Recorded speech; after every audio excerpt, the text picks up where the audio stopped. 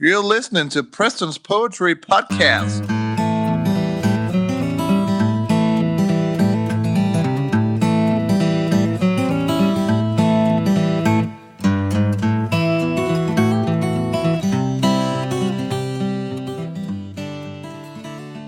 I recently got the suggestion to maybe try to talk about different types of poems. I then looked at a list of types of poems, and I came upon some list of over 1,000 types. Now, maybe in the course of time, I will be able to make 1,000 different episodes that happen to cover that entire list, but forgive me for my doubt that will eventually happen. Nevertheless, there is a type of poem that I like that is actually a little bit rare, but has some very famous examples. It's called an Aubade. An Aubade is a poem taking place in a pretty specific situation. It's almost like a serenade, a sort of song poem at daybreak. Except the Aubade is presumed to be taking place at dawn after a night with a lover. We should presume that this night was probably pretty sleepless. There are often poetic outbursts of love and healthy sexuality. They are erotic, but hardly ever obscene. Today's Aubade is a very old one. It's by a very famous poet named Donne. We don't know when exactly it was written, but it was published the year of Donne's death in 1633. Donne was raised Catholic, but became an Anglican clergyman. And in his work, there are many poems about God, such as Batter My Heart, Three-Person God.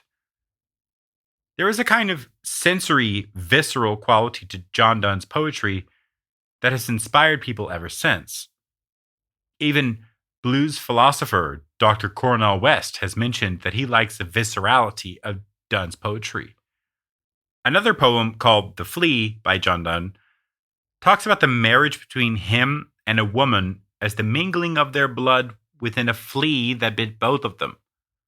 He could have said, like the book of Genesis, bone of my bone, flesh of my flesh, but somehow that's even less physical, less earthly than the mingling of two bloods within a flea. In any case, that's not what this episode is about, but perhaps we'll talk about that another time. Suffice it here to say that Donne, although a rather old poet who wrote this poem some 400 years ago, is still to this day known as an example for how to engage our senses, reconnect lofty ideas to our bodies. So it's apt that he wrote an Aubade. It's old language, I know, but have a listen and then we'll break it down. The Sun Rising by Donne. Busy old fool, unruly sun, why dost thou thus through windows and through curtains call on us? Must to thy motions lovers' seasons run? Saucy pedantic wretch, go chide late schoolboys and sour prentices. Go tell court huntsmen that the king will ride. Call country ants to harvest offices. Love, all alike, no season knows, nor clime, nor hours, days, months, which are the rags of time. Thy beams so reverend and strong, why shouldst thou think I could eclipse and cloud them with a wink? But that I would not lose her sight so long. If her eyes have not blinded thine, look, and tomorrow late tell me whether both the Indias of spice and mine be where thou left'st them, or lie here with me. Ask for those kings whom thou saw'st yesterday, and thou shalt hear, all here in one bed lay. She's all states, and all princes, nothing else is. Princes do but play us. Compared to this, all honors mimic, all wealth alchemy. Thou, son, art half as happy as we, and that the world's contracted thus. Thine age, asks ease, and since thy duties be to warm the world, that's done in warming us. Shine here to us, and thou art everywhere. This bed thy center is, these walls thy sphere. If this were the beginning of a TV show, we would see the sun just peeking over the horizon into a window. The line between shadow and light then moves below an unclothed man's open eye. He turns to the sun, squinting and annoyed. The man then gets frustrated, sits up, and gripes at the sun to leave him alone. "Ah, busy old fool, unruly sun! Why dost thou thus through windows and curtains call on us?" He asks the sun if it's so important that lovers have to operate on the sun's time schedule. Quote, "Must to thy motions lovers' seasons run?" He then tells the sun to go do something else, to go fuss at tardy schoolboys. Tell the kingsmen who ride at dawn to go get on their horses. Go wake the ants to go about their military business, but not them. No, love works on a different schedule. Quote, "Love all alike, no season knows, nor clime, nor hours, days, months, which are the rags of time." He then says about the sun's light intruding on their cuddle sesh, "Thy beam so reverent and strong, what makes you think you have any authority here?" Quote, "Why shouldst thou think? You think those sunbeams are so powerful? Pff, I could eclipse and cloud them with a wink." But then here comes the reason he doesn't wink. "But that I would not lose her sight so long." He goes on to say her eyes are more radiant. "If her eyes have not blinded thine, look." And he's pulling a bit of a fast one on the sun now. "And tomorrow late tell me whether both the Indias of spice and mine be where thou left'st them, or lie here with me." That is, go ahead, son, and go ahead and check on the other side of the world. Go ahead and bring the night back. And while you're leaving us alone, go ahead and tell us if the world's riches of spice and gold are in the Indias, or whether they're here, in this bed lying beside me. And if you ask where all the kings and world powers are, thou shalt hear, all here in one bed lay. The man feels like all the world is meant for them, and that nothing else matters.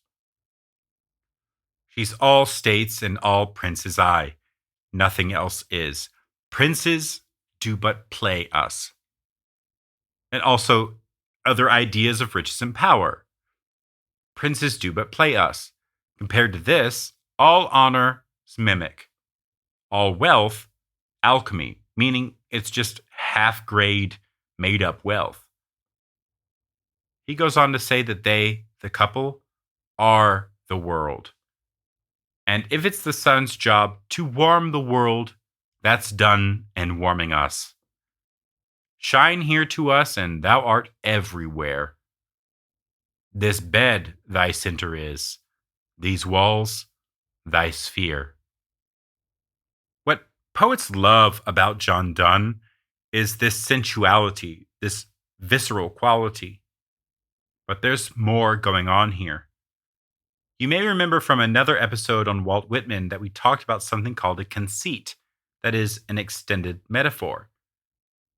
John Donne's so-called metaphysical poems all contain an extended metaphor, a conceit.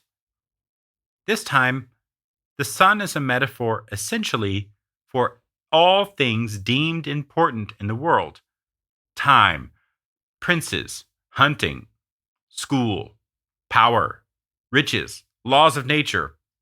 They're nothing compared to the love happening right here, right now. The term metaphysical is more of a generational label than an actual adjective describing the poetry. The term metaphysical was coined by critic Samuel Johnson for a group of poets in his day who used extended metaphors to talk about intellectual subjects. In this case, that conceit is the sun. Now, behind all of the fussing at the sun is some history. In 1543, Copernicus published the work that demonstrated the sun was the center of the universe, or the cosmos, let's say. So it had only been a relatively new conception to suppose that the sun was the center of things. Donne's take here seems to suggest that love, not the sun, is at the center. Now, of course, that's not an actual cosmological model. Their bed is not literally at the center of the universe, it's figurative. And this is a crucial point about poetry, and often what makes it different than prose. Poetry, with all of its devices and imagery and metaphors, is the cry of the human soul, the offshoot of being a living, feeling, breathing subjective human. It's the textbook, not of the classroom, but the journal of the human experience. Yes, the earth may revolve around the sun. But who cares if you're in love and, well, getting laid? It's actually a rather rough around the edges response to scientists claiming to tell us about our existence. John Donne says, "Our bodies may revolve around the sun, being rocketed through space at 100,000 kilometers an hour, but our lives? Our lives do not." Go ahead and have another listen. The Sun Rising by John Donne. Busy old fool, unruly sun, why dost thou thus through windows and through curtains call on us? Must to thy motions lovers' seasons run? Saucy, pedantic wretch, go chide late schoolboys and sour prentices. Go tell court huntsmen that the king will ride. Call country ants to harvest offices. Love, all alike, no season knows nor clime, nor hours, days, months, which are the rags of time. Thy beams so reverend and strong, why shouldst thou think I could eclipse and cloud them with a wink? But that I would not lose her sight so long. If her eyes have not blinded thine, look. And tomorrow late tell me whether both the Indias of spice and mine be where thou left'st them, or lie here with me. Ask for those kings whom thou saw'st yesterday, and thou shalt hear, all here in one bed lay. She's all states and all princes I, nothing else is. Princes do but play us. Compared to this, all honors mimic, all wealth alchemy. Thou, sun, art half as happy as we, in that the world's contracted thus. Thine age asks ease, and since thy duties be to warm the world, that's done in warming us. Shine here to us, and thou art everywhere. This bed thy center is, these walls thy sphere. You might notice that the whole thing is really a monologue. It's one man. The center of this man's life is not the sun. It's his own mind, his own soul, perspective, his subjective experience. And does that revolve around this woman? Do you think maybe his 17th century drinking buddies will be annoyed that he bailed on their dice night at the tavern to be in this bed? No. This man says, princes do but play us. Compared to this, all honors mimic. Us, the two of them. This, one thing. If you want to try it, imagine a time that you feel connected to someone, and then imagine that being interrupted. Let's say you're playing video games with the boys, and then the internet goes out. You're enjoying brunch, and then it starts to rain. You're in the middle of a fun sports game, and a wet patch causes you to slip and sprain your ankle. Use that as a prompt to assert what you think is important over the interruptions. Get frustrated. John Donne's Aubade, The Sun Rising, also expresses the job of the poet as being drastically different from the astronomer, or the laborer, or the ants.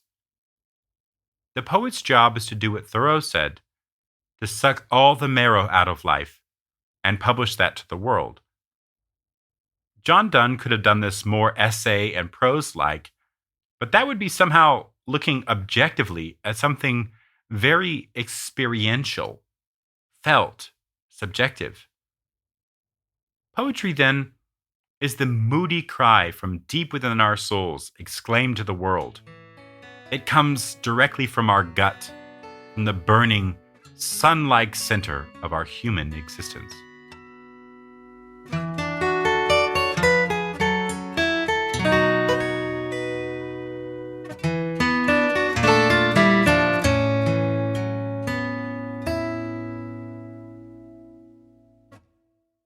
Hey y'all, Preston here. Thanks for tuning in again. My favorite line of today's poem is, I could eclipse and cloud them with a wink.